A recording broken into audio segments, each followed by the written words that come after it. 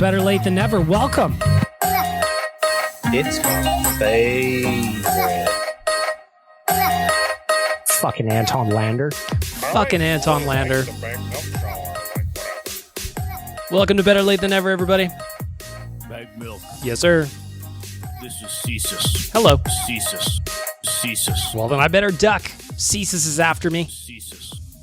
Welcome to Better Late Than Never, everybody. I'm going to turn the intro down. We got a lot to get to. I want to recap the Oilers season. I want to recap the playoffs. I want to talk about a whole bunch of different things. And I want to just put a positive spin on how much fun we had during the playoffs. I'm also going to bring in Tyler Yaremchuk into the show. We're going to talk about our experiences down in LA. We're going to talk about what went on at Rogers Place during the playoffs.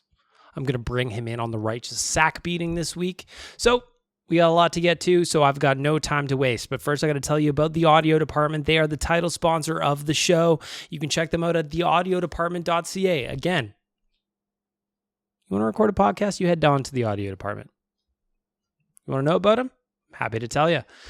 The audio department works to create a safe space for creativity and collaboration for artists and musicians to realize their potential and share their message through sound and story. This podcast is sharing my message through sound. Frank's fired up about it. You don't got to worry about it, pal. Can you guys pick that up on the mic? Frank's barking at somebody. Amazon guy, maybe? Mailman? Could be anybody. He's fired up, probably because I'm talking about the audio department. Go check them out at theaudiodepartment.ca. They are located at 6916 82nd Avenue Northwest. If you're in a band, record it there. If you got a mixtape coming out, record it there. You want to record a podcast, do it there. Check them out at theaudiodepartment.ca. You can book your time right online through the website. Got it? Good. I'm very happy. Now, I'm going to start off the podcast a little bit before we get into the news. I just want to talk about a couple of things. I know we're going to get into this with Tyler in a little bit, but I just feel so grateful for the run we just had. And I think back to, and I know I've said this everywhere, but I think back to what was going on in December, what was going on in January.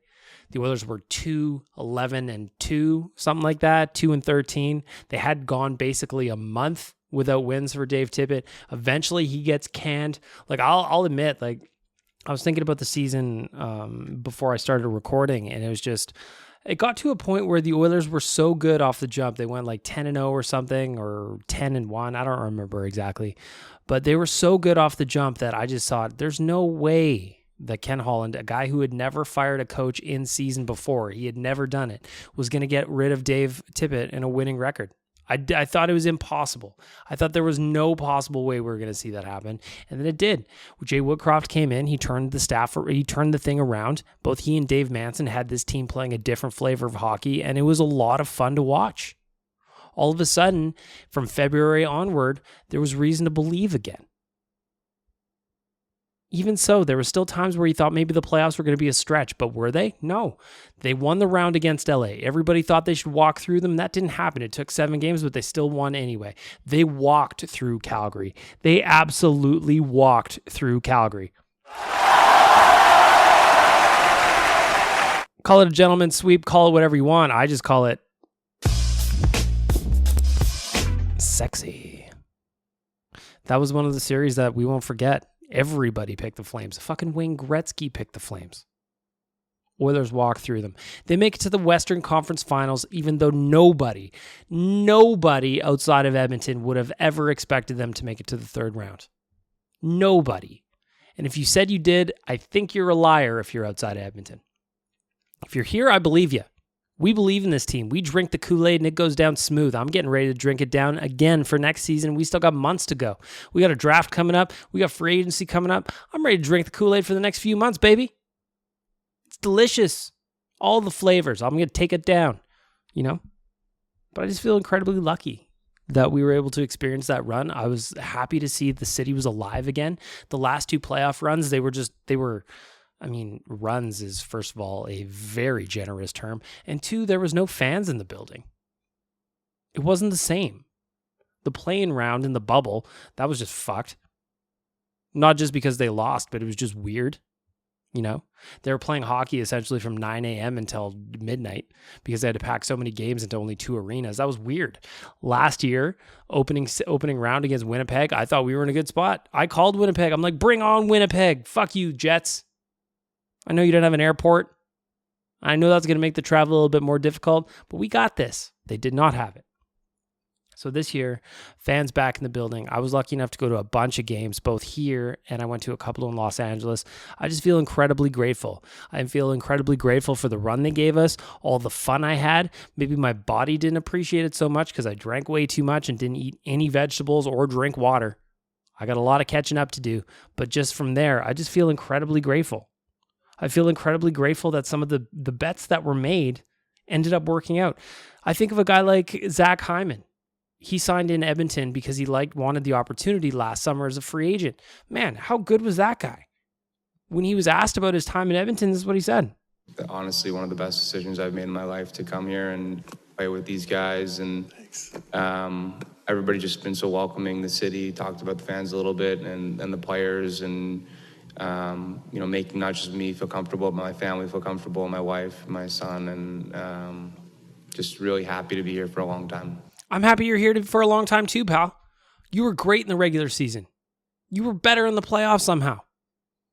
Everything we heard about you came true. You got an engine that won't quit. So there was a lot of those stories. I felt incredibly grateful that I got to see Leon Draisaitl and Connor McDavid put on a performance that has not been seen since the 80s. It was supposed to be harder for them in the playoffs. They weren't supposed to put up this kind of production. Not to mention Leon's doing it on one leg. Get the fuck out of here. Incredible.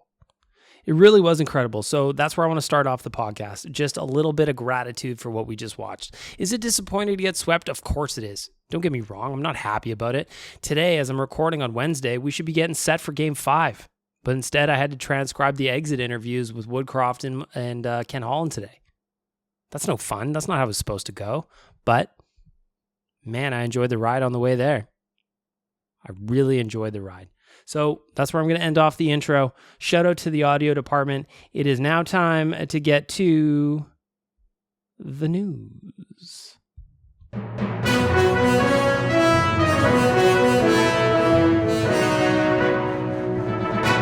The news brought to you by my friends at Arcadia Brewing. Check them out at arcadiayeg.com on the web, or follow them on social. Get all the details there as well on what they're up to. Arcadia Brew Co. on Twitter, Arcadia Brewing Co. on Instagram. I promise you, you should head out there. Get a whistling pig. It's delicious. It's delicious. I think, you know what? I think this weekend I'm going to go for a couple of pints at Arcadia. It's been a minute since I've been there. I need to stock up on some stuff. I love that place, and I promise you will too. So go check them out on socials and on the internet. The first thing I'm going to start off with the news is everybody was hurt. Everybody was hurt, as it turns out today. We heard some updates from Jay Woodcroft. Well, actually, he didn't give any updates. He just said, I'll talk. You can ask Ken about it. So here's what we learned today. Leon Draisaitl, often reported, high ankle sprain. Darnell Nurse, torn hip flexor. He announced that after Game 4. Ryan Nugent-Hopkins, we didn't know about this one. He was battling some kind of shoulder injury. Scored a big goal in Game 4. I thought it was going to be one of the ones that sent him into Game 5. Unfortunately, it didn't happen, but Nugent-Hopkins had a shoulder injury. Jesse Puljujärvi hurt his shoulder in Game 4 as well. Tyler Yamamoto was out because of concussion protocol, and accordingly, there was another handful of guys that were just banged up. That's playoffs, baby. That's playoffs, baby. So when it came to the big games, the big names, though, I'm going to start with Darnell Nurse, because when he said he had a torn hip flexor, my boy Travis Dakin is suffering with the same injury right now. He had to be carted around in a fucking wheelchair. How Daryl was able to play in the playoffs for 3 rounds is amazing. So here's what he said after Game 4. Our ultimate goal is to win a Stanley Cup, and we didn't get it done this year, so it hurts. I tore my hip flexor, so just dealt with that for 3 series. The funny part to me about that clip is he's talking about the game and then he just casually threw in the torn hip flexor. I mean, there was a lot of Oilers fans that were angry with Darnell Nurse for not being himself and not looking like himself. But when you hear the injury, I beg you to Google what a torn hip flexor is. Because I didn't know. I had no idea really what it was. I had a bruised hip flexor one time when I was playing hockey. I could barely walk. So a torn one, get out of here. get out of here. The other guy that was injured was Leon Draisaitl. Ken Holland said today he got the worst of it when Mikey Anderson, I had a righteous sack beating about him a few weeks ago, that fucking guy. Nobody pays to see you in the playoffs, my guy. They pay to see Leon get off the ice. But pulled him down from behind. Ugly play, of course, unpenalized, because who knows what's a penalty or a suspension with the NHL these days. But to hear Leon talk about it, well, the answer is he didn't want to. There's lots of guys that go through painful things like that. So, yeah, not going to make this about myself. Lots of guys that play through certain injuries. What a champion. The fact that he's sponsored by Warrior for his hockey equipment, they should cut him a check because that dude is the ultimate warrior. I know they cut him a check, but I want a bigger check. Whatever it is, triple it. He's worth it. That is a leader too. He didn't want to make any excuses about what happened in the Western Conference Finals. He says a lot of guys are battling injuries. I'm not here to talk about myself. Even in his exit interview yesterday with the media, he did not talk about his injury. Did not. We all knew it was a high ankle sprain. Frank Saravalli reported that a while back, but Leon, no time for it. Absolutely no time for it. So just the injuries. Unbelievable news coming out after the playoffs. Expected, but it's still shocking no matter what when you hear it. Another thing that we want to talk about is Mike Smith. What's going on with him? Rumblings from both Stauffer and Gregor that he may actually be retiring. Elliot Friedman weighed in on his podcast as well, and he says, I think he takes a lot of blame for that series loss. I wouldn't be surprised if he has it I wouldn't be surprised if that has him at a very low point mentally and saying this hurts too much and I'm not sure he can go through it again. So when it comes to his retirement, I guess it's possible, but I think it's too soon to really know one way or the other. The interesting thing about it though is we're hearing kind of news about it. I was shocked to hear it a little bit in the sense that he's got a contract for next season. I also wouldn't be surprised if once he gets over the loss, it's going to take a little bit of time where he decides, no, fuck it, I'm good to go. I'm ready to go. I want to play. But if he does retire, because his salary, there's no signing bonus, because his salary is more than the cap hit in year 2, if he does decide to retire, there is no cap implications for the Edmonton Oilers. Will we have a Smith-Skinner duo next year? Is it going to be Skinner, somebody else? What's going to happen? I have no idea. And Ken Holland today in his presser didn't give us much indication of what's going to happen too. He just kind of said the same thing he did last year, where part of the progression is going to have to come from the youth. Some of this getting better, some of this it's not the sexy thing. It's not the sexy thing. You know, we need Broberg to push his way on the team, and we needed Holloway to push and get on his team, and we need Bush to take the step. So basically, you need some young guys to take a step forward. No surprise there. Ken Holland, when he has a presser, he doesn't really say a whole lot anyway. I wasn't expecting him to. The goaltending thing, he was candid. He has to figure it out. Yes, a Puljujarvi, he said he has to figure out, talk to his agent. He's going to wait a couple of days. I don't understand trading Jesse Puljujarvi. I really don't. I just did he have a great second half to the season? No, he didn't.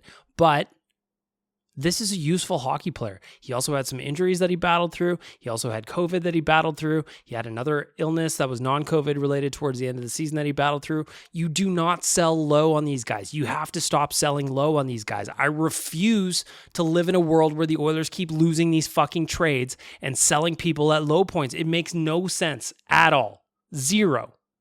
Not one lick of sense. And I don't understand it at all. I really, really don't. So, Yessa, I hope you're here in October. And if you're not, that is a dumb decision by the Oilers. In my opinion, of course. One goalie that we know will not be playing for the Oilers or in the organization at all is goaltender Ilya Konovalov. He was placed on unconditional waivers today. Will be heading back to the KHL next season. In 17 appearances with Bakersfield, he finished with an .893. And a .359 goals against average. Those aren't sexy numbers, but he did get better in the back half. I'm just surprised. So what happened there? How did the relationship go south? Because that's a goalie that he performed very well in the KHL. It came over. We had high hopes for him. So what happened there? Was it the lack of playing time when they had Stalock playing early in the season? Was it something else? Does he just not like it over here? I have no idea.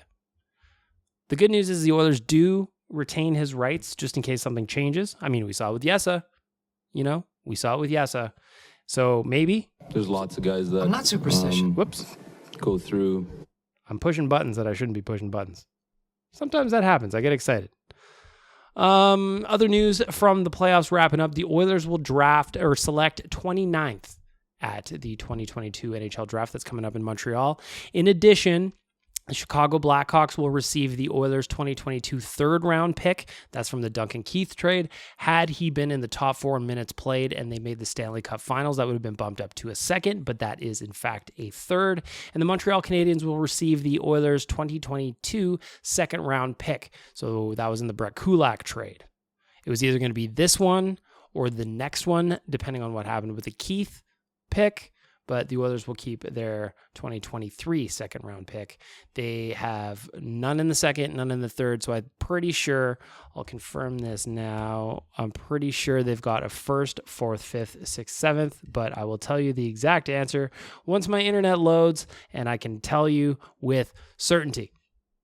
Looking into the draft, they've got no fourth. So they got 1, 5, 6, 7. 1, 5, 6, 7 at the draft coming up in Montreal. You have to imagine that Ken Holland will try to get something done to get more picks in the top half of the draft. But again, he hasn't exactly been super aggressive on those.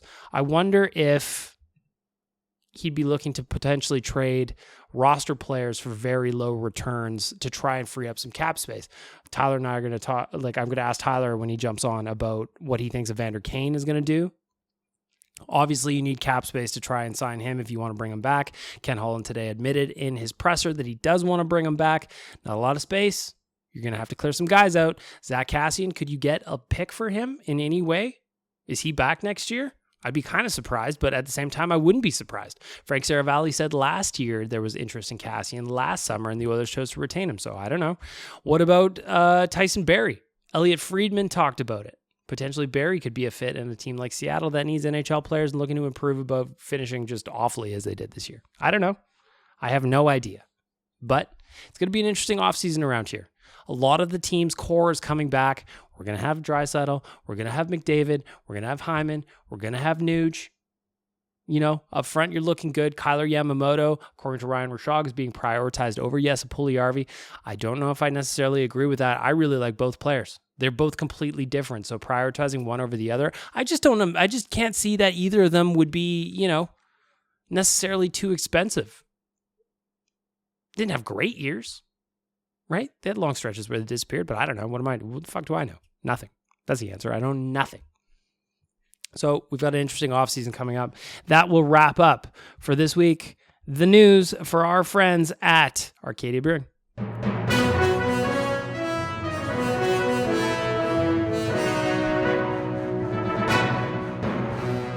Arcadia Brewing. Check them out. Socials. Arcadia Brew Co. on Twitter, Arcadia Brewing Co. on Instagram, arcadiayeg.com. Just go on the website. Do it old school. I don't know if they have a fax number. I doubt it. Nobody does. Unless you do. If you want to fax them, I'm sure we can figure it out. Right? Of course. Hello, you. Oh, wow. Your ears look fantastic. You're listening to Better Late Than Never by Bagged Milk. Yes. You're sexy as well. Oh, yes. For our friends at Trilogy Oilfield Rentals, trilogyrentals.ca, I am happy to welcome Tyler Yaremchuk to Better Late Than Never. Third appearance, I think, for Tyler. We're going to recap the playoffs. We're going to keep this positive. The messaging today is, you know what? That was pretty damn fun. And we're going to talk about that. Trilogy Oilfield Rentals is an established provider of oilfield rental tools with full-time operating units in Provost, Weyburn, and Kindersley. They also provide seasonal and project-specific locations in Fort St. John, Fort McMurray, Lac La Biche, or others as customers require. Rental tools, fishing tools, coil tools, drilling tools, completion tools. Trilogy Oilfield Rentals has them all. Tyler, I imagine you're in line for some of those. I was going to say, not only are all those places, towns, cities, the places where you can find Trilogy oil fields, but it's also the top 7 vacation spots in Western Canada. Yep. So I think you go there, you have a little vacay. The Oilers season is done. It's wrapped. You want to relax a little bit. why not check out Trilogy Oilfield Rentals out in any of those towns, or maybe check out some of the rental tools or fishing tools. I thought it was fishing, like fishing, but it doesn't seem that is the case, Tyler. I, once again, do not know anything about how these work. And that's part of the fun, I think.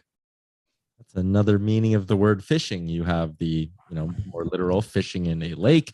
You have fishing email wise, which, you're always made aware of when you work for a big company. The pH, that's the pH fishing. The and then there's also cat fishing, which we're all familiar with. Yep. Great show also. Shout out to, what's that guy's name? Neve. Shout out to Neve. All right, Tyler. So I want to talk about the Oilers playoff run. You and I were lucky enough to go to a bunch of games throughout the run. We went to Los Angeles together. We talked about that on a couple of different podcasts, but I just want to kind of talk about how much fun it was to have this run go into the third round. Obviously, getting swept by the Colorado Avalanche is what anybody wanted, but still, regardless of the result, man, I had a good time. Yeah, I mean, how could you have not, right? You think back to the last couple of, in air quotes, playoff runs, which were different because they were, right in the beginning / middle of the pandemic, and there weren't fans in the stands and all that stuff. Like the Chicago one, letdown. The series against Winnipeg, massive letdown. And this year, it still felt like, the way they came into the playoffs, there was some optimism there, right? And right from the jump, they started just immediately giving us great moment after great moment, exciting game after exciting game. It's awesome.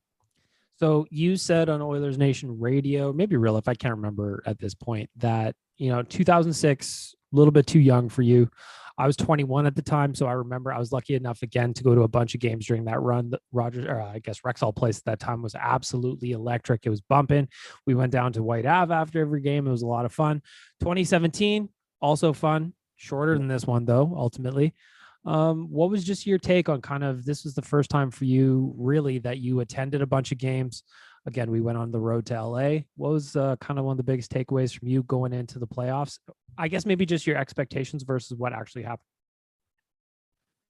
Yeah, I mean, the expectation, like that in that first series against LA, going into it, the expectation was the Oilers are winning this thing in 5 or 6, right? Yep. Then you want to go back, right? They lose game 1, win game 2, blow them out in game 3, and it was like perfect. Giddy up, like this thing's over in 5 because they trounced them in game 3, and we were at that game. And then when they went down 3-2, that old feeling kind of sunk in of like, oh yeah, like this team loves to break our hearts and mess with our emotions. And for me, like I'd kind of lost a good amount of faith then. And, my predictions were still that they would find a way to win in 7, but the fan part of me was like, damn, like that. Because we held a viewing party that night for game 6 in the first round. Was at Beercade. Yeah. It was tense in there. It was and I really tense in there. I remember exactly where I was standing, the exact angle I was watching the game. And there was 10, 12 minutes left. And I was like, all right, how is this not going to go our way? Like, where's the bad bounce that sinks them that we're talking about for the next 4 months as the big what if? Well, every other fan base in the league clowns us and talks about how McDavid's asking out and blah, blah, blah, blah, blah. And then sure as shit, the tide changes when Tyson Barrie scores that goal. And that really did, in a way, set off like a domino effect of good bounces, clutch scoring, all this stuff for the Oilers. Because Barrie scores that goal, and then Archibald missed an empty net. Don't forget that. Because I remember when that happened, I was like, this is another chapter of just being miserable. The Kings are going to score.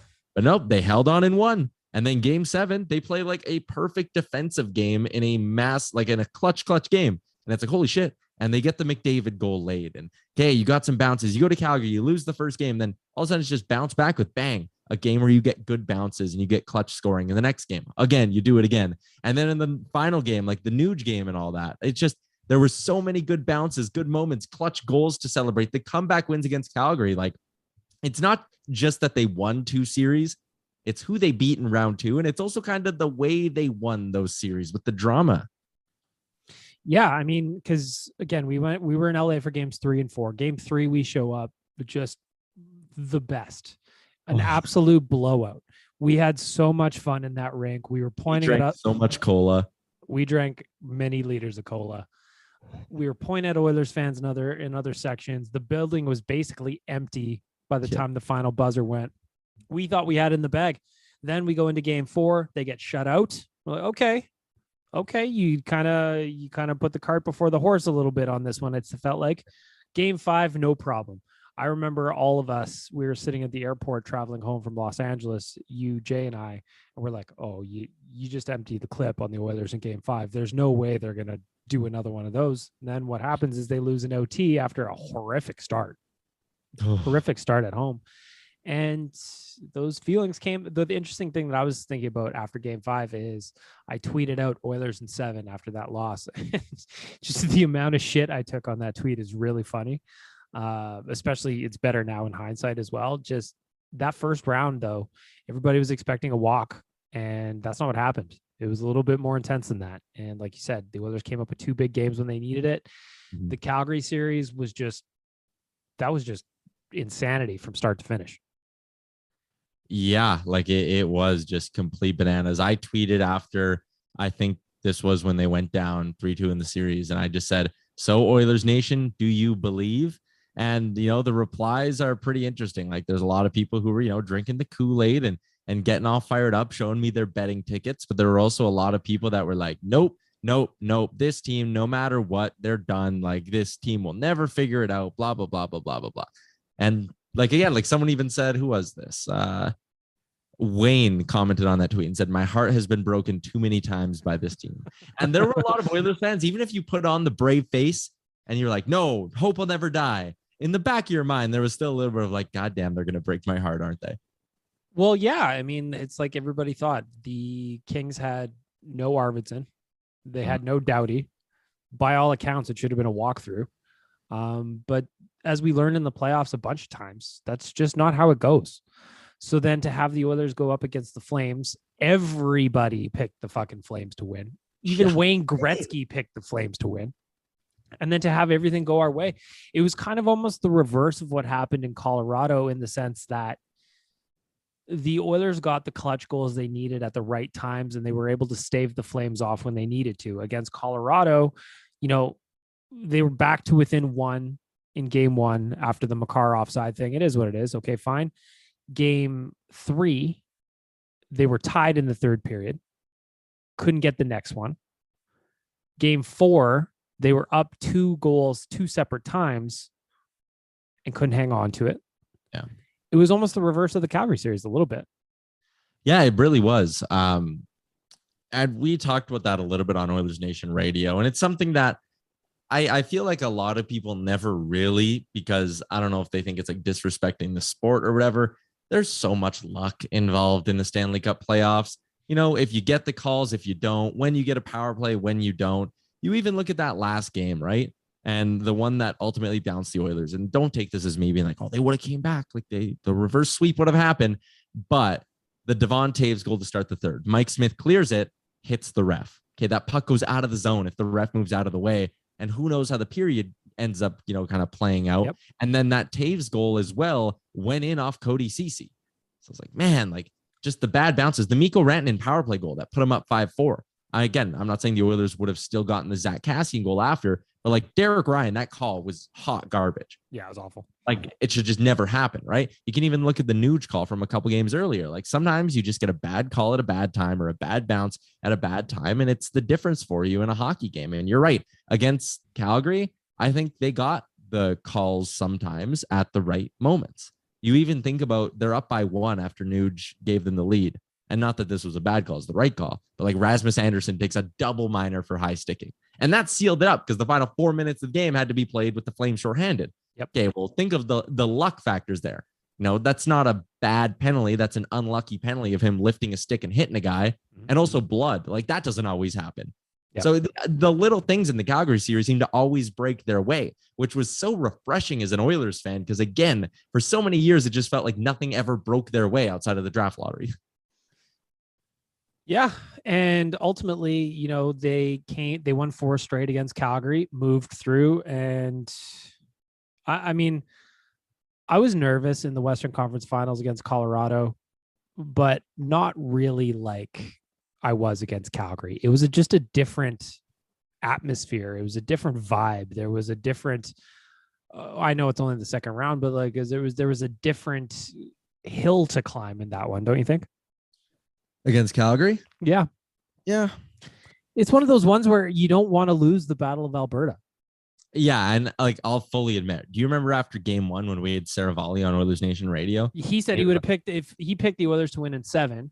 Yeah. He said after game 1 he would have flipped it to pick the Flames in 5. Yeah.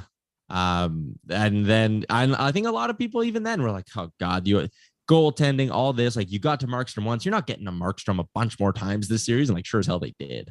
But the turning point for me in that game, or in the series, I should say, was that Hyman shorthanded goal in the 3rd, right? Yep. Like the Oilers had battled back from being down 2-0 and 3-1.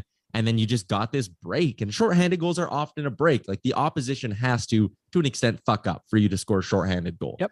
And the Flames messed up at a bad time, and the Oilers took advantage of it. And boom, that game was over. And that seemed to just zap so much life out of the Flames, because game 3, they were terrible. That was Calgary's worst game of the playoffs. Yeah. And again, they seemed rattled and flat, and the Oilers had all this momentum. And that's why when people are like, oh, momentum doesn't go game to game. Like, it doesn't always go game to game, but that Calgary Edmonton series is a great example of momentum carrying over game to game, because then you get the next night where Edmonton gets that early goal. Markstrom's still rattled. Markstrom makes a dumb play and puts it on Nugent Hopkins tape. Like, it all started, though. The dominoes there in that series started with the Hyman goal. What about the atmosphere at Rogers Place? Because you hear in town just how crazy it gets in the arena when the playoffs are in. And it's almost kind of interesting and funny to watch, because Edmonton Oilers fans, they know what's going on. They're an educated fan base. They're not going to cheer for no reason. But in the playoffs, we are cheering for no reason. We're up in the stands, we're dancing, people are drinking, people are having a good time. What did you just make of the atmosphere of being at Rogers Place? You went to what? Did you go to every home game? More close, yeah. I was at almost every home game. There was one game I was up in the press box, which was also like a different experience, the way the noise kind of travels when you're sitting way up there in the press box. But it was just unbelievable. Like, the thing that blew me away, because like it was like this in 2017, but I don't think it was this wild to this extent before the game, when they would do that countdown and everyone is in their seat. Like, no one's wandering around getting beers. No, you are in your seat for the minute or 30-second countdown, and everyone's just cheering. And I think that was awesome. I also think the Oilers deserve a ton of props for how they did that pregame. The 100%. Countdown was cool. It would fade to black. They added extra lights. They added smoke machines for the second round. But then even after, so the video ends, and then they would just take like 15 seconds before the Oilers came out to just let the crowd like sit in silence and go nuts. Like, just keep letting the anticipation Enter build up. Sandman's kicking off. Yeah. And then finally, when the doors open for the Oilers, you get that camera angle, and Mike Smith's coming out and the place reaches another level. And then they do the starting lineups, and they would never go right to the anthems. They would sit there, and again, 15 seconds, just let the crowd go insane. And I just thought that was a really, really smart move by them to let them keep building up the anticipation. I love that they had the moss pit and the beer gardens outside, which added another layer. Like, as soon as you were a block away from the arena, you felt it. You felt the energy, and it was all off the charts. I also loved, speaking of the moss pit, I think it was the Tim and Friends Twitter account. They did a really good job of tweeting out videos after big Oilers goals, like game 4 against Calgary when Nugent Hopkins scored the eventual winner. That place went bananas. The only downside of the moss pit is you just couldn't have more people in there because of the space. Yeah. And I honestly think that next season, they can probably take it a step further if they really wanted to. I don't know if there's like a public safety angle to it. But I wish kind of that whole stretch of 104th, the block around the arena, I think they should close it all off next time this team's in the playoffs. More beer gardens, more room for people to be wandering around and chanting and yelling and high-fiving. Like, put food trucks in there, just like more. I would love to see them expand on it. It's going to be awesome also when all those restaurants and pubs and stuff in there are done, and you can just get more people in for a different atmosphere. The moss pit was it was such an intriguing part this year, because before every game I went to, and I was lucky enough to go to a bunch of them, I would go hang out in there for at least a beer, watch the band, take in the atmosphere. Not only was the moss pit going, Ford Hall was always going. Mm-hmm. this place is just so much better in the playoffs in terms of the support and how loud it gets. What do you make of the atmosphere in LA when we were down at crypto.com arena? Like, it was good. It wasn't on the same level though. No. And the other thing too, like, and I remember this when we went to Vegas to watch a game. Like, so there are certain fans, like the Oilers fans and Canadian hockey fans as well, I guess, are smart, right? Like they know the game so well because you're born with it and you're around it all the time, right? And down in LA, there'd be like a 3-on-2 that's kind of a broken play, and the crowd would be like, oh, and you're like, oh, come on, like, calm down. You don't cheer for that when it's Edmonton unless it's like Connor McDavid. And the crowd was fine, but they were also kind of quick to get quiet, or quicker to get quiet, I kind of found. Yeah, that's what I found too. I tweeted it out, and it was funny that people had gone to games in LA or other similar markets. I just kind of said, what are we cheering about in here? Like, I understand what's going on, but like, I don't understand what we're cheering about all the time. And there's a lot of people that kind of had the same thing. One of my favorite atmosphere tweets, though, happened when it was down in Calgary, and Frank Saravalli from dailyfaceoff.com was down there covering the Battle of Alberta series, and he was also up here. So the game came back to Edmonton for game 3, and we both tweeted at Frank. We're just like, which arena's louder? You've been to both. We want to know. And he just said, something to paraphrase is just like, it's here. It's not close. And it was a reply tweet to both of us, but that thing took off all over the place, and Flames fans were rattled about it. Oh yeah, and they started blaming like, oh, it's the acoustics in the arena, or like it's this and it's that, and it's just like, man, no, Oilers fans just bring it on another level. It's part of the reason why something like Oilers Nation survives the way it does, right? Because this fan base is just absolutely insane. Yeah, they're bananas. Like I said, in the regular season, if it's January, Tuesday against the Minnesota Wild, we're not up dancing in the aisles. But if it's the playoffs, baby, we're dancing in the aisles. Because we're smart. We know the impact that a strong home crowd can have. Frank's exact tweet was, not even close, way louder. And the reaction. So what is just like, how many retweets and stuff was that on there? Do you see it? It was like 100 retweets or something, and it made me laugh just because it was a reply to us. I don't even know how that many people saw it. Yeah, I don't have it on me just because that was a screenshot I'd taken of it. I could probably find it in a second. Just, I guess the point is just, Edmonton fans, I hope that even though there's obvious disappointment here with the way that the Oilers lost, with the way that things ended, man, we fucking partied for about 6 weeks, and it was a great time. Over, if you count quote tweets, over 135 retweets, quote tweets. And you don't see that when it's just a reply to us. It's like that thing took off all over the place. I actually told Frank, I'm like, text us. I want to know the answer. I was curious. I didn't expect him to tweet at both of us. So I just think that Oilers fans should be super proud of this run. You don't want to get swept. Nobody does. But you look at the Colorado Avalanche team that did it. They've only lost twice in the playoffs so far.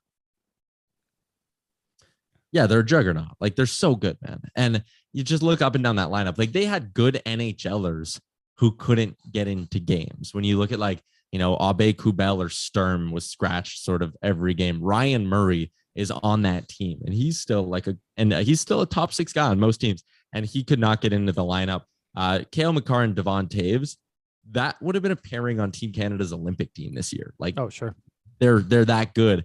They have 2 quality goaltenders. They have the depth up front. And if it's not Rantanen, Landeskog, McKinnon, or for a bit of the series, Kadri killing you, it's Comfort finding a way to get to you. It's Lehkonen. It's Burakovsky. Like, Valerian Shushkin's very good as well. He had 2 goals in the series. They're just so deep. And like, going into the series, there were people who were like, oh, I like this matchup for Edmonton. And, you know, I didn't hate it. I didn't think they were going to get swept. Like, I'm not trying to go that far with the hindsight, but I still kind of like raised an eyebrow, and people were like, good matchup for the Oilers. Like, the Avs aren't that good. I was kind of like, how do you think they got to where they are? Like, how do you think they became, how many points did they put up in the regular season? Like, they finished the year with 119 points.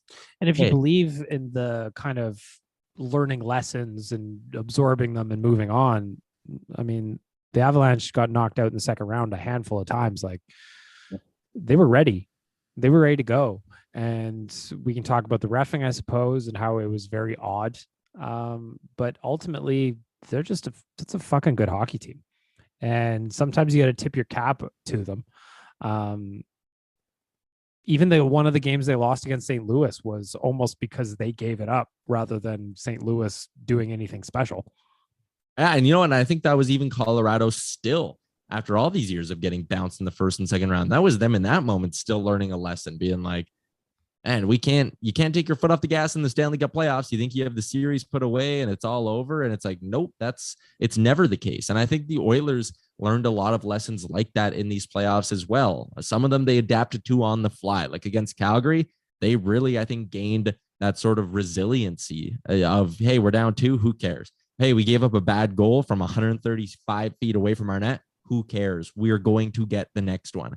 And that was a big reason why the Oilers beat the Flames as quickly as they did. And a big reason why, like, 3 of those 4 Colorado games, if you take out empty netters, are 1-goal hockey games, right? Those are real close to coin flips. And the Oilers learned some valuable lessons. Yeah, it was one of those ones, like, I think of game 4. Obviously, we knew what the stats were to come back from 0-3, but I think at game 4, that's a lesson that the Oilers got to take in, where they had that game, but they couldn't lock it down.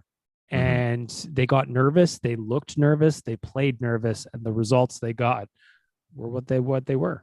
And even still, I was super pumped, man. Like, that was the most fun I've had in a 6-week stretch since before the pandemic, for sure.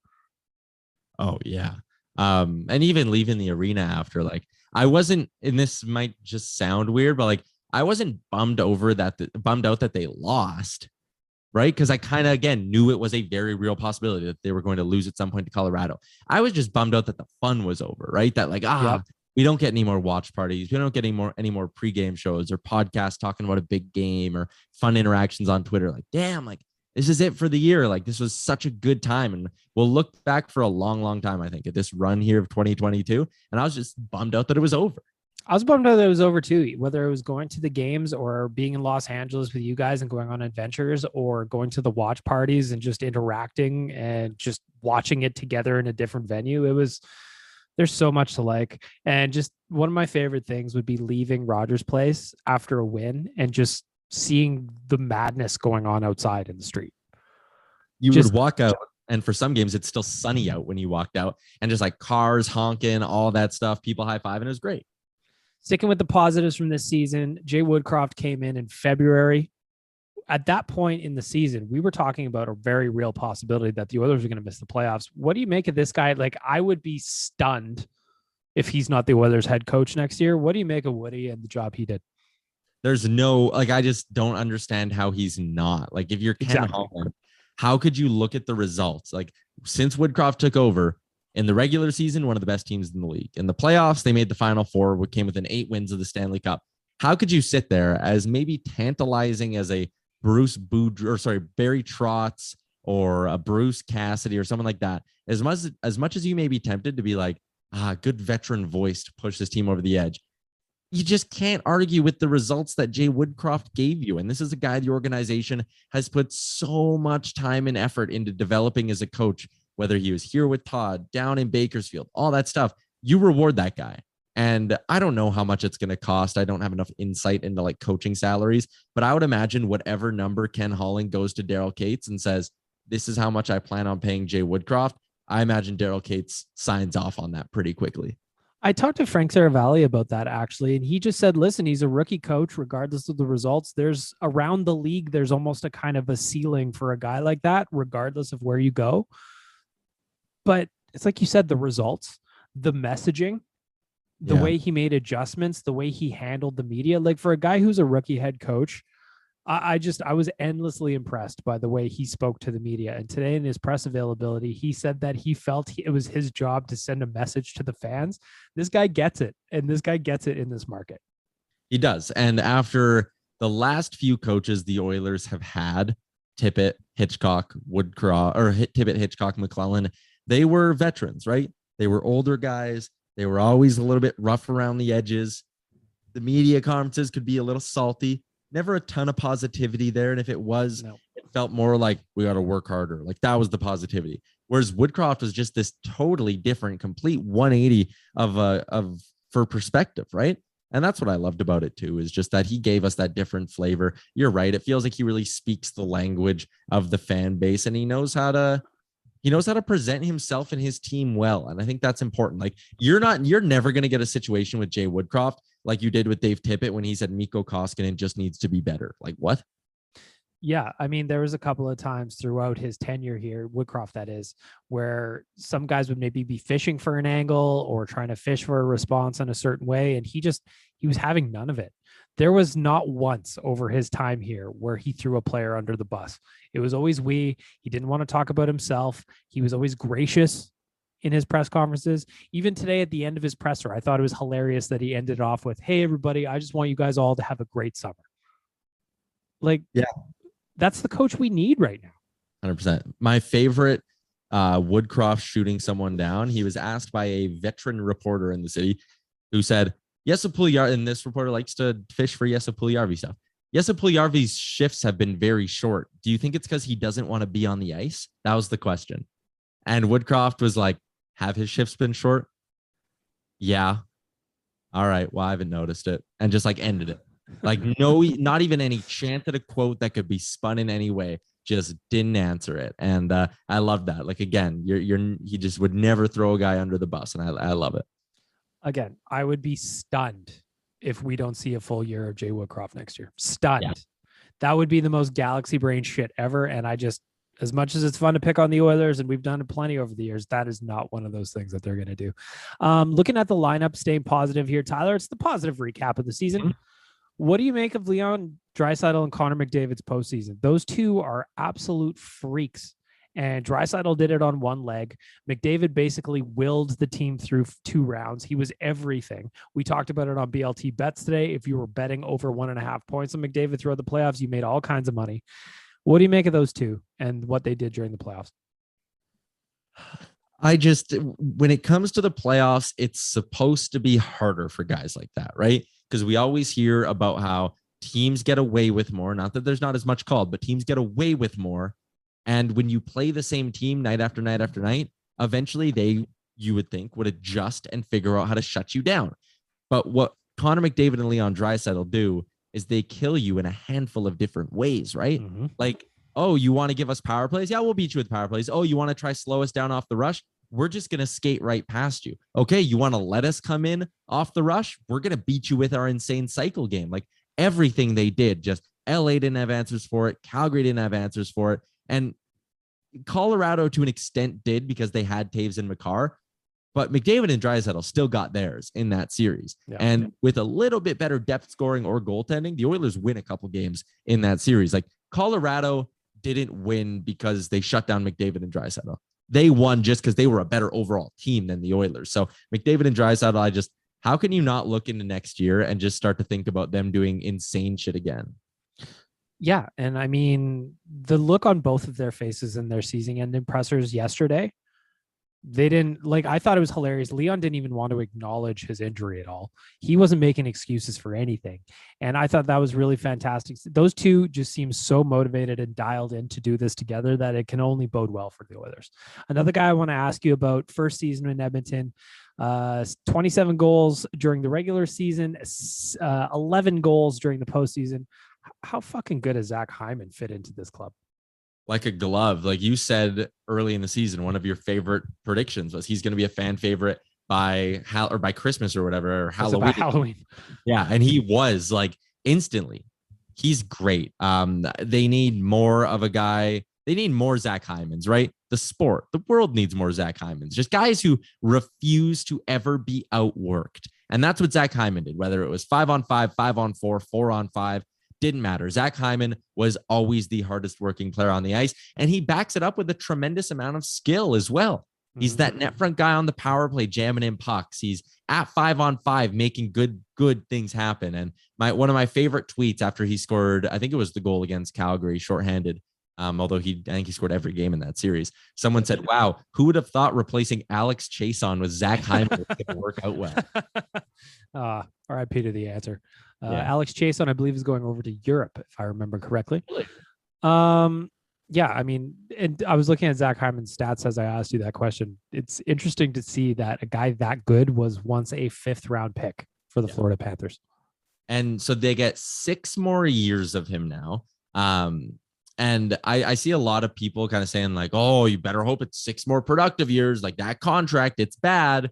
And it's like, that's kind of the thing you do in free agency, right? It's why it's important to have homegrown talent that you can sign. But when guys get to UFA years, you have to lose on something. You're never getting truly impactful players for nothing, right? Zach Hyman only costs money and term. And you know what? He was great this year. 27 goals, great in the playoffs, important in every area. I have no doubt that the next 2 or 3 years will go very well for Zach Hyman as an Edmonton Oiler. And if you get 2 or 3 more great playoff runs and great regular seasons, and this guy's a good leader in your room and in the community, if the last 3 years suck ass, who cares? Also, the cap should go up then. So that's another who cares. But like, that's free agency, man. If the last 2 years of the Nugent Hopkins deal aren't good, who cares? Because you got 5 or 6 productive UFA years at a guy under $6 million. Well, and there's also the fact like guys get moved, Yeah. I mean, Milan Lucic, the Oilers are paying for him to play for Calgary right now. And I don't have a problem with it at all because he was terrible. Yeah. Looking at the Oilers roster, there's some work to do. Mm-hmm. McLeod needs a new contract. Puljujarvi needs a new contract. Yamamoto.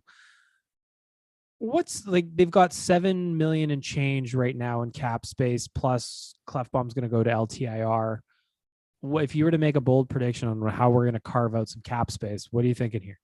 Because I'll tell you mine. I think that I would be very surprised if Zach Kassian is here in October. Yeah, I would too. And depends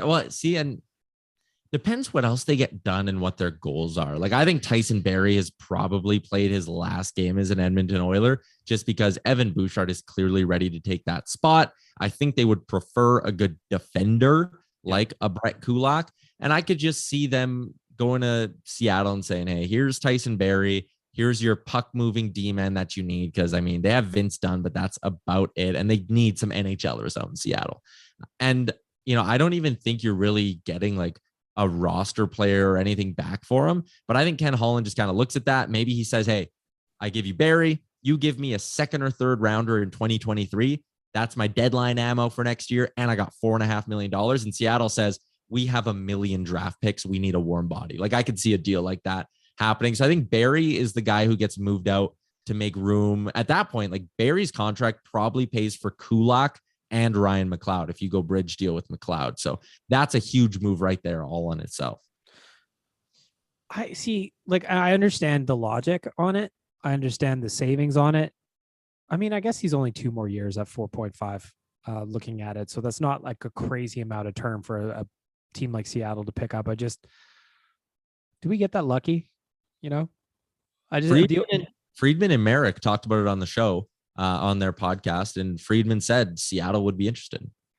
Well, we'll see what happens. So Zach Kassian perhaps gets moved. That's 3-2. Tyson Barrie is 4-5. And all of a sudden, if that happens, that's quite a bit of space that just opened up. If you move both those contracts, you can sign Evander Kane. What do you think about Evander Kane? Do you think he's here with next year? I personally do not. I don't. I think he really he's going to try to secure the bag somewhere, right? And he needs to. He's not a guy who, to be blunt, he's not a guy who can afford to not sign with the highest bidder, right? And you look at who's got money. Okay, he's not going to Buffalo. Let's do the exercise here. The teams with the most money, who could be a fit? Okay, he's not going to Buffalo because that happened. No reunion tour? Oh, come on. Maybe Anaheim is a fit, but they're a young kind of rebuilding-ish team. I'm not sure if they would love the idea of Evander Kane. I can't see a scenario where Stevie Y signs him. Nope. Arizona, he's a name to market. Are you a little bit worried if you're Arizona, again, of him being around your young guys? But he's a name to market, right? Yep. So I think Arizona's maybe interesting. The one they got to sell out that ASU arena. Yeah. The one that scares the hell out of me, I don't even really want to put this into the universe, but if Calgary misses on Johnny Gaudreau, I don't know. I could see why you'd be concerned about it, but they've got a lot of work to do. They do. So yeah, they've got a lot of space right now, but do they really though? Like, current cap space, according to Cap Friendly, is 26.9, which is a lot of money. But Frank Seravalli is reporting that they're going hard on Gaudreau. That's going to be what? I'm saying 9.5. Same thing is only a concern if they miss out on Gaudreau and get desperate, where they'd be like, you know what? We got the money. We got Kachuk done. We got Mangiapane done. We have $8 million. Let's screw Edmonton. Let's get them. Let's keep them away from the Oilers. Let's bring them over. I mean, if they're gonna spicy, if they're gonna sign him for $8 million as a 30-plus-year-old, okay. Yeah. I think for a guy like Kane, the term is almost as more important than the actual AAV at some point. Yeah, it's total dollars is the real important thing for him. Colorado wouldn't be a fit. Jersey's not a fit. Nashville, if they lose Philip Forsberg, maybe they think they have like the culture to bring in a guy like Evander Kane. But again, if they lose out on Forsberg at $9 million, I can't see them being like, we'll spend $7 million on Evander Kane. But that'd be an interesting one. The tax there is obviously a huge plus as well.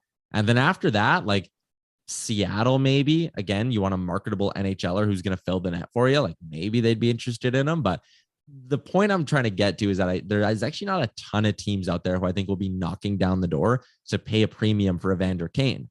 And if he looks around the league and his options are, I can go to Seattle, who's going to suck for $23 million, or I can come back to Edmonton for $21 million because they're offering me 3x7. And I can fill the net and have a good run with McDavid and Draisaitl? Maybe. But I agree. It's not the most likely outcome. You were just a guess. Where do you think he ends up? I just kind of rattled off the candidates there. Maybe Seattle would make sense just as a team who like needs some NHL talent on their roster. It's going to be really interesting with him to see how he balances chasing the bag with trying to win hockey games. Right. Because if the teams that have the most space are not going to be the ones that are going to do very much, really, generally speaking. Again, I know Calgary's got a bunch of space. They've got 26 million right now, but that could disappear in a real hurry. That could be almost mostly gone if you sign Gaudreau and Matthew Tkachuk, Mangiapane is going to get a nice little lift there as well. They've got only 4 defensemen signed next year. Shillington needs a new contract. Lots going on there. Plus, Sean Monahan, you would have to imagine he's going to be back in their lineup off the injured reserve. I think they're trading him actually. Yeah? Yeah, he's probably played his last game for the Flames. Well, RIP to Sean Monahan then. Gone but never forgotten. Never forget Nuge. Yep. Nuge tuned him up, and I respect him for it. Looking at the Oilers lineup, back to the Oilers. Big conversation in town is Jesse Puljujärvi. Today, Woodcroft gave him a vote of confidence, says he did not lose the confidence of the team or the coaching staff. Ken Holland's a little bit more vague with his answers, which is kind of just the standard with him. What's your take on Jesse? I think he's not high on their priority list. I think of the 3 forward RFAs, and this is not me saying it's correct or incorrect of them. This is just what I believe. I think it's McLeod, then Yamo, then Puljujärvi. I think that's the way they're viewing this thing. Whether that's right or wrong, who knows? But it may lead to him being not here next season. And there's the angle of it too, where Jesse Puljujärvi has to want to be an Oiler as well. Yep. He might be a guy who goes to Ken Holland or his agent does and says, hey, we told you we'd come back for 2 years and he'd bust his ass. And he did. He came back here and he played hard. And now they might say, we did our part. You hold up your part, trade us. And at that point, he might need to go around the league, find another RFA forward on a team and do a little 1-for-1 Puljujärvi for another column if you want to, a reclamation project or something like that. It's not a trade the Oilers can afford to lose. And I would advise against doing it. And I would advise against trading a player when their value is relatively low. You should always sell when it's high. But I could just see that's a scenario I can maybe see playing out. Yeah, I can't see a scenario where the Oilers are winning a trade with Jesse Puljujärvi. So even if it is a matter of him not wanting to maybe come back like we would hope he would, and obviously I'm making that up. I don't know anything. Yeah. They got to work together. They got to be like, okay, yes, I will. Like, if that's the case, we're speculating. You got to work with us. You got to come back in shape. You got to come back ready to go. You got to have a good start, and then we can look at doing it. But to sell another asset that's depressed is just, they can't keep losing these trades. They just can't, because they've already lost on this team, and nobody talks about it, which is funny to me. They've already lost on this team what would be probably their top pairing D-men, or at least second pairing, with Oscar Klefbom being out. Ken Holland said today he's not going to play next year. Adam Larson understandably left for Seattle because of some personal reasons, but they just lost two of their top defensemen for nothing. So you can't be trading away forwards that are productive. Maybe not as productive as you want, but ultimately productive for nothing. 100%. And that's not a deal. If I'm Ken Holland, like I talked about, if you can get a second or a third for Barry, you do it because you need the money. If you get literally anything for Zach Kassian, you don't even have to get anything for Kassian. As long as someone agrees to take him, you can trade him. Warren Fogle, maybe you want a warm body for him, but again, you might view the money as a little more valuable regardless. Puljujärvi's not a guy you can trade for a second round pick. If you're going to trade that guy who's under team control, relatively cost controlled as an arbitration eligible RFA, if you're going to move him, it's gotta be for a guy who's playing next season opening night and is going to be good for you. Like, if I don't even think they would do this, but if Boston was like, hey, here's Jake DeBrusk for Puljujärvi, like, okay, maybe you entertain that. I still don't think I pulled the trigger on that for money reasons and for player quality reasons, but something like that. Or if Arizona's like, hey, you want Lawson Krause? I could see Holland being like, yeah, I'll take Lawson Krause for Jesse Puljujärvi. Absolutely. Part of the package for Pasternak after what's going on in Boston, huh? Dare to dream. So what do you give up if Boston is legit and is like, yeah, we're rebuilding? 1 year of David Pasternak, they even keep a little, right? Let's say they're in a generous mood. Like Puljujärvi's in that package. The first is in that package. And Borgo? Yeah, I think you do that. Could you imagine that? I think David Pasternak playing with either Leon or Connor. Come on. All of a sudden, you're not too worried about what happens with Evander Kane. No, you're not. So yeah, the deal was a first Puljujärvi, Borgo, and Kassian for David Pasternak at like, even if they just kept like $600K, it brought him down to an even $6 million. You're adding another 40, 50 goal guy to your lineup. Like you do that. And that, I know, again, it would suck that you're not helping out the defense and things like that. And, you could probably still find a way because Pasternak's so cheap to like bring back Kulak and all that. But if Pasternak's available, you move hell or high water to get that guy here. Yep. I don't think it's going to happen, but I am a dreamer, and Boston's doing weird shit right now. So you never know. They're doing a bunch of weird shit over there. Like they're probably like, I think Bergeron's done. I don't think Bergeron's coming back. McAvoy's out till like Christmas. Marchand's out till I think around the same time, if not maybe a little earlier. Like those two are already banged up and hurt. Outside of them, their roster's not that good. So yeah. R.I.P. Taylor Hall. R.I.P. He thought he was going to a consistent playoff contender, and 1 year in or 1.5 years in, the Bruins are like, oh, we might rebuild. And he's like, what the fuck? Yep. That dude just cannot catch a break in terms of making playoffs consistently. Well, even just like, I'm thinking about Pasternak now on a personal level. The last 2 years, the Bruins have let two of his good buddies walk. Yeah. And Torrey Krug went to St. Louis. Krejci went overseas. He's just kind of he's the Will Smith standing in the living room going, what the fuck? Yeah. And you even think about, they let Chara just go away, and their blue line. I'm not saying Chara's great, but like he's a Bruins legend, and they just let him go away. And the dude's out here signing dirt cheap deals everywhere ever since. And Don Sweeney just like didn't want him back. Like, what did he sign with after Boston let him walk? He signed in Washington for $1.5 million. Yeah, a smile. Like, what? That would be, I don't get it.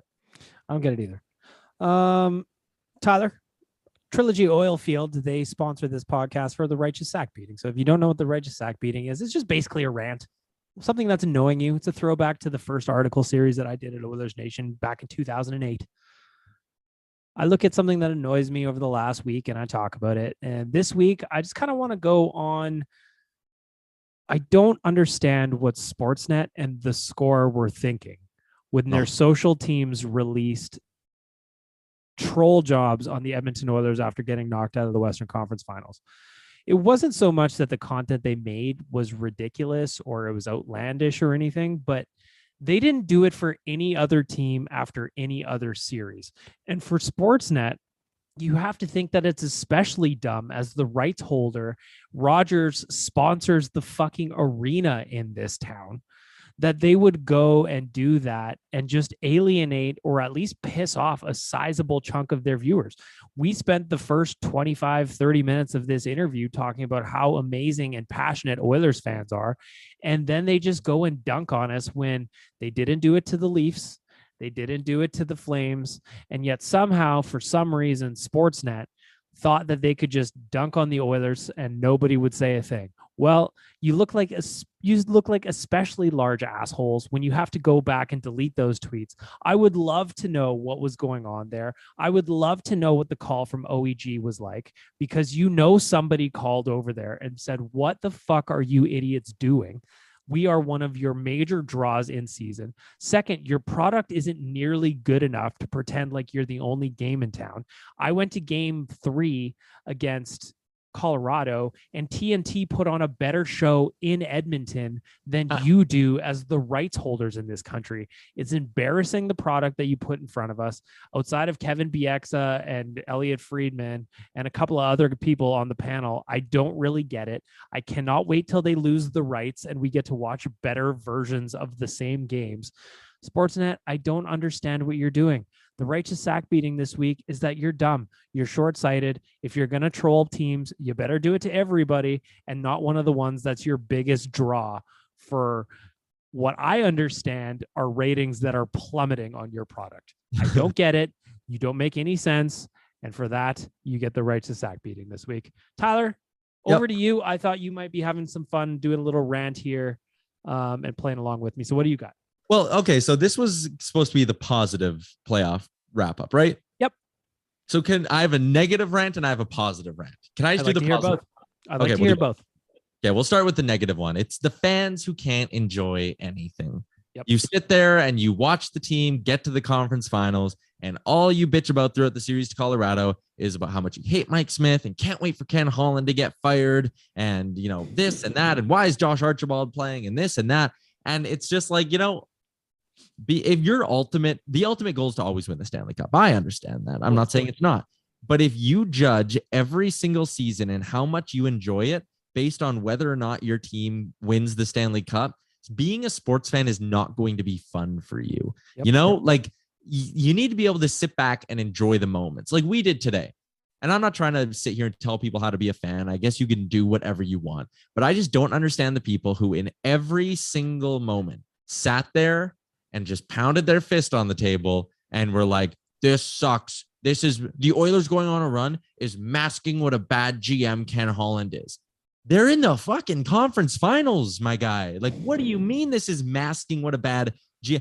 Connor McDavid scores 4 points, carries the Oilers to victory, and people go on Twitter and say, "Well, Duncan Keith was terrible on that third goal, and Mike Smith should have stopped 2 more shots. So, this is still on Holland." And it's like, what are we even doing here? If you can't sit there and enjoy what Connor McDavid and Leon Draisaitl did and give a little bit of kudos to guys like Mike Smith, who grinded, and a guy like Duncan Keith, who was still a good veteran presence for them.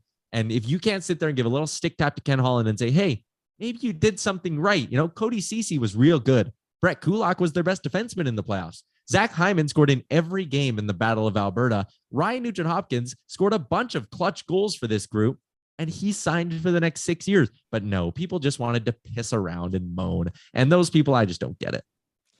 I don't get it either. I mean, there was also a smaller group, and we've talked about it a couple of times, where they would shit on player X, Y, or Z when they fucked up. And a lot of guys fucked up. That's how playoffs work. But then when those same guys did something well, like Duncan Keith took plenty of heat all year. And I think back to that game against Calgary where he came up with a clutch goal, 3-point night, arguably his best performance as an Oiler. And you can't say a word. You don't say a word about the win. All you want to do is sit on what happens when they lose. Mike Smith, he battled. He was one of the best goalies down the last stretch of the regular season. Had some moments that are honestly questionable. No doubt. He made some mistakes that go where you lose your mind about, but he also made some gargantuan saves that helped them get to the third round. So I completely agree with you. Let's end off the Righteous Act beating on a positive rant, though, Tyler. When Joey Moss unfortunately passed away, there were so many, ideas for tributes. Do you rename the community arena? Do you tape off his seat behind the bench forever? Do you give him a statue, which they should? And all of them were floated out. And to me, there's something very fitting about the Moss Pit being called what it was and the way it came about. There was no corporate push for it. There was nothing but the fan base deciding that was going to be it, and it stuck. And for that, think of what that Moss Pit was. Before the game, it was a spot for passionate Oilers fans to sit and gather and get hyped up for the game and just get excited. During the game, it was a spot for any fan. It was free to get into. All you had to do was walk in to sit there and cheer on their team and do nothing but be excited about the Oilers. And when you think about the energy Joey Moss brought, he did nothing but be excited about the Oilers. And, never, and obviously, it wasn't like a for the money thing, anything like that. It was just all about being passionate and excited about the Edmonton Oilers. And I just think that the Moss Pit being called what it was is just such a perfect tribute that just sort of happened without any sort of planning or anything like that. It just happened, and it represented what Joey meant so well. The best part about it is it came, like you said, organically from the fans. I don't know. I wish I knew who was the first one to tweet out the Moss Pit term, but man, everybody embraced it. I think Dusty and Lieutenant Eric had something to do with it. Well, then they deserve massive props because it was a great name, the perfect name, getting everybody to buy into it. The only thing that I would add on as a negative to the Moss Pit is that they, on the broadcast, they fought it so hard. They didn't want to call it. They were calling it the Ice District Plaza, regardless of nobody calling it that. So that would be the only downside. I loved it too. I also want to give the Oilers plenty of props for including Joey in the O Canada portion of the video, including Ben Stelter in the video. They just did a really great job for the presentation. The Oilers have taken a lot of heat over the years for not doing the most with the screen or not doing the most for the fans and blah, blah, blah. But during this run, man, they did a great job. So there you go. Righteous Act beating for our friends at Trilogy Oilfield Rentals. Tyler, I'm about to let you go. How would you sum up just one last thought, maybe? How would you sum up this season just from 10,000 foot view? A hopeful step forward. There's never a guarantee, like we saw in 2017, that, things are going to play out well next year. But I think you should be walking away from this season feeling pretty dang good about what happened over the last 8-9 months and where the Oilers could go in the next 12. There you go. For Trilogy Oilfield Rentals, check them out at trilogyrentals.ca. Tyler Yaremchuk, thanks for jumping on with me. Anytime. Well. How the turntables. Love talking to Tyler. One more thing, though, that I wanted to get to is for the Righteous Act beating. I had one come in from Ryan. I asked you guys to submit your own versions of the RSB, and I wanted to get this one in for our friends at Trilogy Oilfield Rentals and also for Ryan for taking the time to write to it. So he says, and it kind of goes along with Tyler, to be honest, I'm so tired of the bandwagon fans that just want this team to fail. Fans calling out Nurse to be traded. You play through what he did. Yes, he should have played less, but to bench him altogether, no. Another thing, fans bashing this team because we didn't make it to the Stanley Cup Finals. We made it to the Western Conference Final, for fuck's sakes. We haven't had this much success in 16 years. You're not going to win the cup every year. Let's not bash the team or players. Let's enjoy the success we had this year, and we will be back next year. And for Ryan, thank you for sending that in, because I couldn't agree more, so I'm going to give you a round of applause.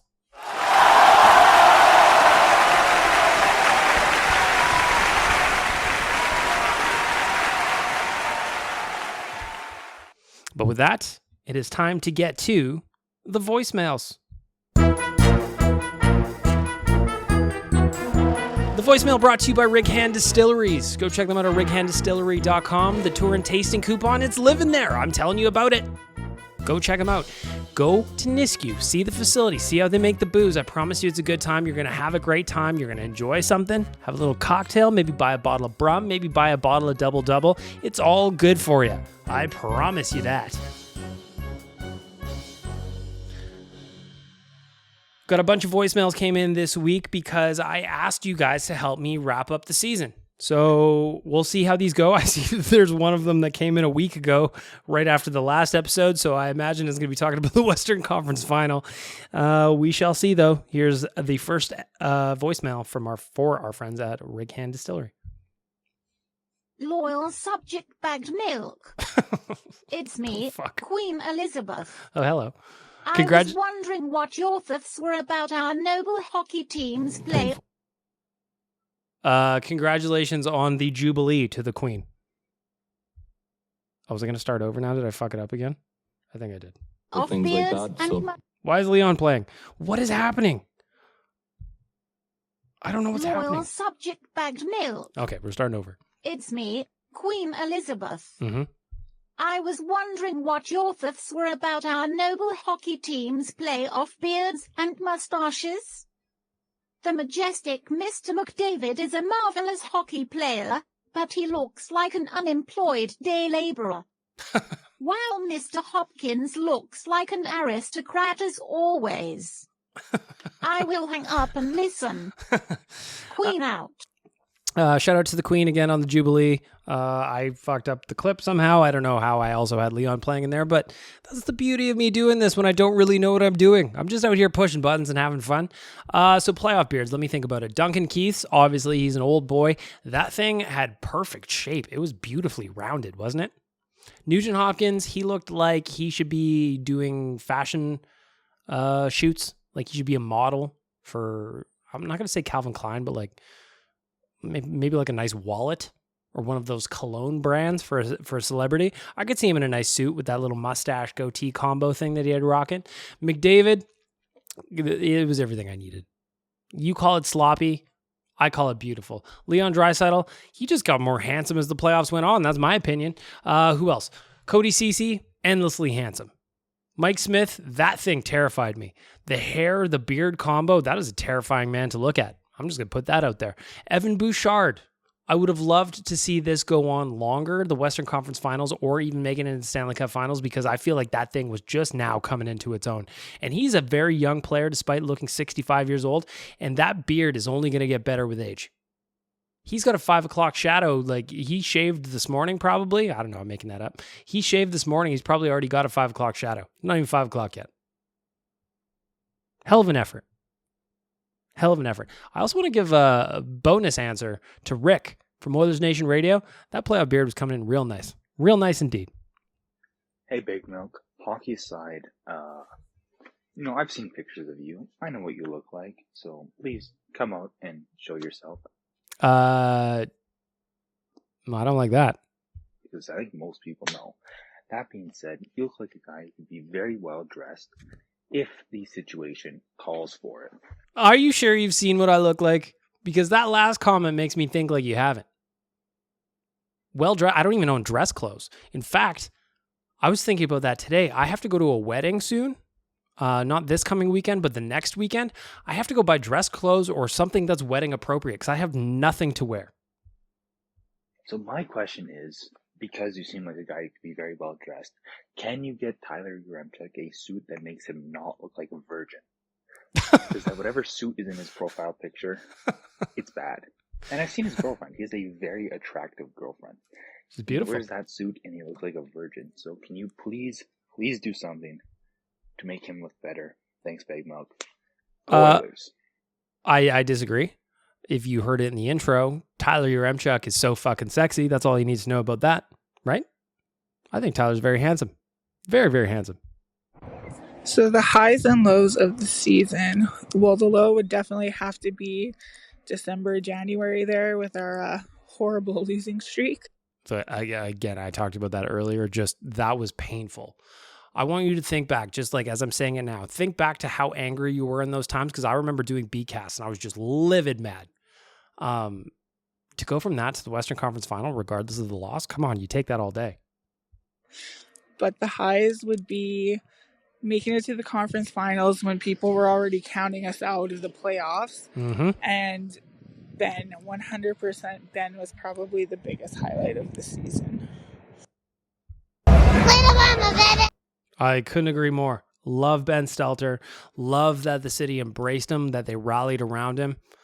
Ben, you're a beacon of light and hope in this city, and I couldn't be more impressed with. I got to meet him down in Los Angeles with his family, just with the response from the city, with the Oilers and including him in so much. 100% highlight of the season, Ben Stelter, no doubt about it in my mind.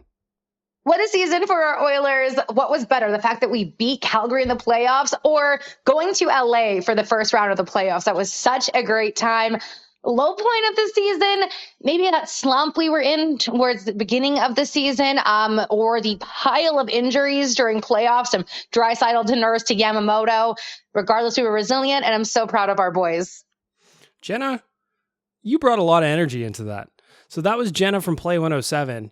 And yeah, we did go down to Los Angeles together for the first round. She was a contest winner. And man, we had a great time down there. We were drinking red wine at absurd hours. We were drinking White Claws at absurd hours. We were renting Uber Blacks like it was going out of style, spending way too much money on transportation. We had a great time down in Los Angeles. The whole run was fun, everything about it. Going down, but like I got to say, going down to LA and seeing it from a different perspective, I guess, going in behind enemy lines and celebrating wins there, ultimately getting a loss there and getting just chirped as much as I ever had as I was walking out of crypto.com arena. Just people were leaning into us going out of the arena. So it was great. Again, the disastrous run of losses in December, January. Couldn't agree more with you, Jenna. Hey, Bag Milk, trying to get this in 90 seconds. I just cannot say enough how proud I am of this team. I bleed blue and orange, and we've all suffered for so long being Oilers fans, and this run was absolutely amazing. Watching the anthem sung by that fans again, watching Ben just brought tears to my eyes. It was phenomenal. I do have to say that I just don't know if Ken Holland has the intestinal fortitude to step outside of his comfort zone enough to do what needs to be done. I'm getting some vibes from 2017 again when we were all so positive and good things are going to happen. If the Oilers lose Evander Kane, it's going to be a big step back. They've been looking for a player like him since the day McDavid stepped into the league, somebody who can skate with them, finish, and protect him. We finally have him, and the Oilers have got to do whatever it takes to sign him. Priority number one should be Kane, a goalie, and defense. We have got to get guys like Tyson Barrie out of the way, who played wonderfully, but we need more size and more grit on the back end, and that's how it's going to get done. So I am praying to the hockey gods that Ken Holland can find a way to do that. Once again, to all the Oiler fans out there, enjoy what we did, or enjoy what they did. Enjoy that we beat Calgary. What an amazing, amazing run. Sign Woody and Manson now. Sign them now. Bag Milk, thank you so much for what you do, giving fans a platform. Your show is amazing. I will try not to message as much. Go Oilers, and let's hope Holland can get her done. Have a good summer, everybody. I like the positivity there. Love it.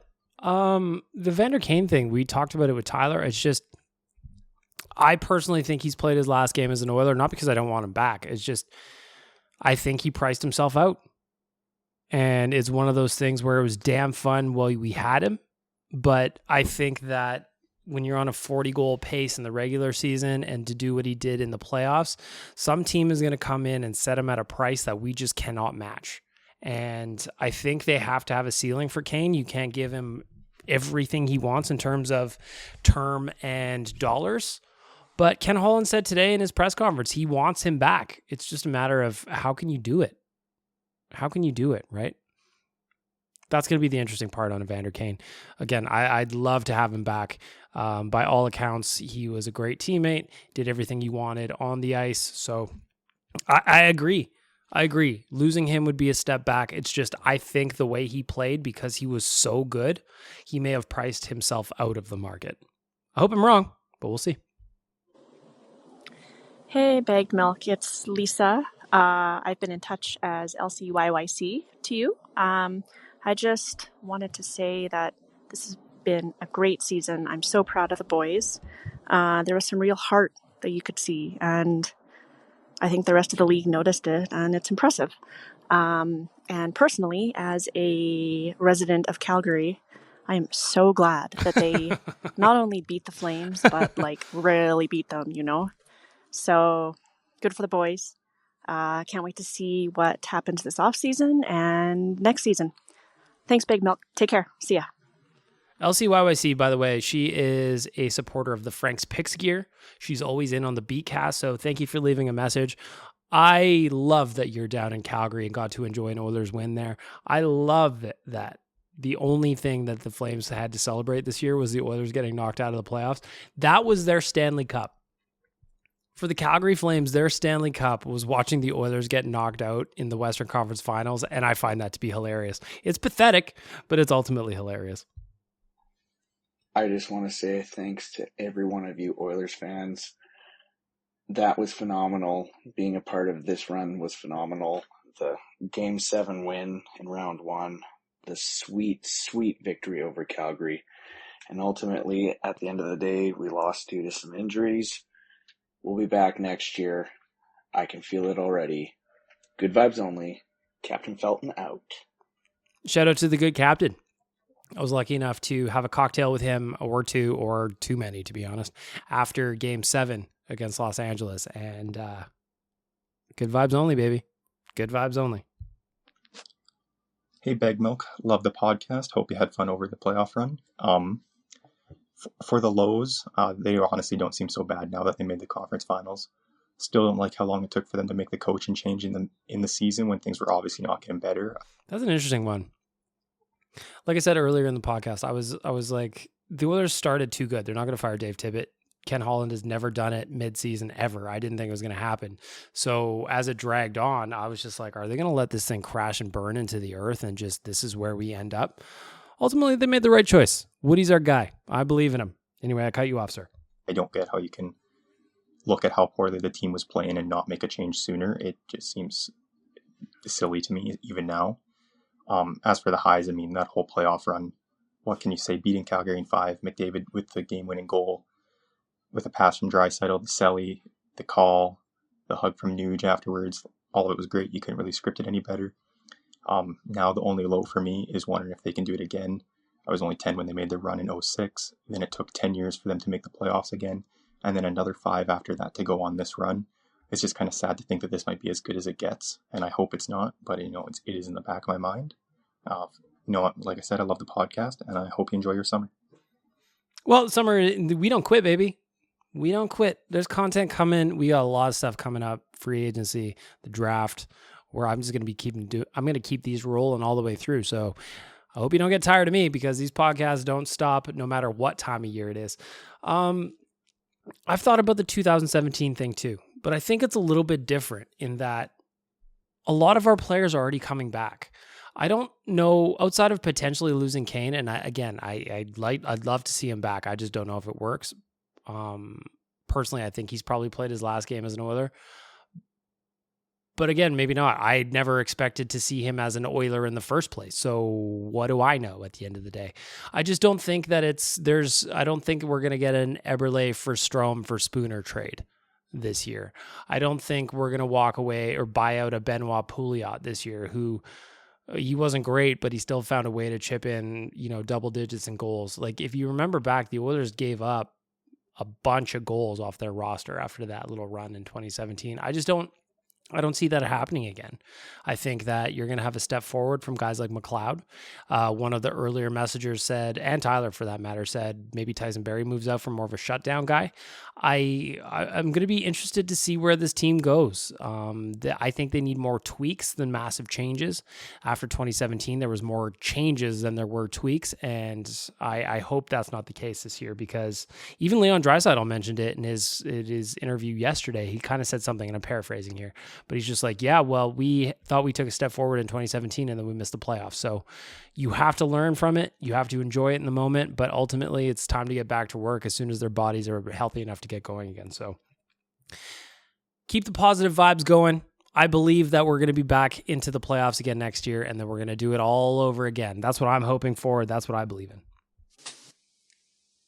Hey, Big Milk, Jason here. So my highs for the 2022 season, absolutely the start of the season, we went on a heater. Number 2, the Bison King. Number 3 would be the game versus the Rangers. And oh man, that game versus the Rangers, you remember? The goal Connor scored? Man, that thing is basically stapled in my brain. That dude scored so many amazing goals and had so many amazing rushes for the Oilers this year. Absolutely incredible. Again, I'm sorry I cut you off. Dry calling out the Rangers saying, "Oh, it's coming." Number 4 would be "We're all pissy," so Dry in the media. Shout out to the "We Are All Pissy" tees. We sold a shitload of those, so shout out to Draisaitl for the quote, and ultimately Jim Matheson for the question. You know, I think it was pretty sweet. I think it was pretty amazing, actually. You know, I have it somewhere, but I don't know. Oh, there it goes. Why are you so pissy?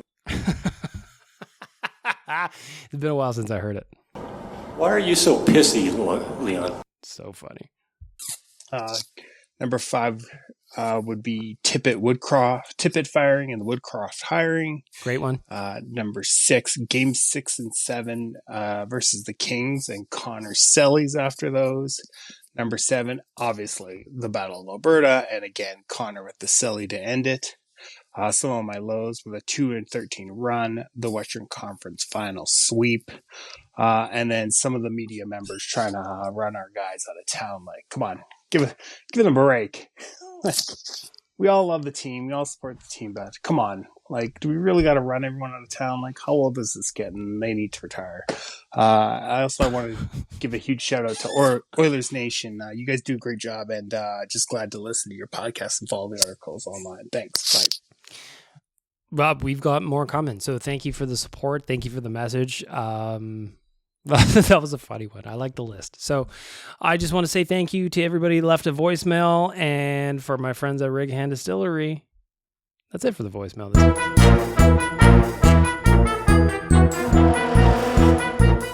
RighandDistillery.com. They sponsored the voicemails, and you should appreciate them for all of the things they do. Go check them out, RighandDistillery.com. If you want to leave a voicemail, check it out. There's a link tree in both my Instagram, which is Hi, my name is Bagmilk, or on Twitter, JSBM Bagmilk. I've got a link tree in my bio. That's where you can find the voicemail link super easily. Or go to the article on OilersNation.com. I put it right in there for you. There you go. Another round of the voicemails done. I just want to say thanks again to everybody for the support on the website, support of this podcast. It's going so much better than I ever expected. I know that the Oilers being good and going into the playoffs absolutely contributed to that. The plan for the summer is that we're just going to keep on going. I'm going to try and have more guests on. I'm just going to have more of my friends on, some media from around town that I like, some of the radio people I've met over the last little bit. I just want to talk to a bunch of interesting people. Of course, I'm going to have more Nation staff on, and I think that maybe me and Jay are going to do an episode where we have some red wine together. So lots of stuff to come up with. Look forward to over the coming weeks and months on Better Late Than Never. But if you can do me a favor, keep leaving the voicemails and tell your friends about it. Subscribe, download, share. Everything you're doing, I appreciate you. And that's a wrap on episode 27.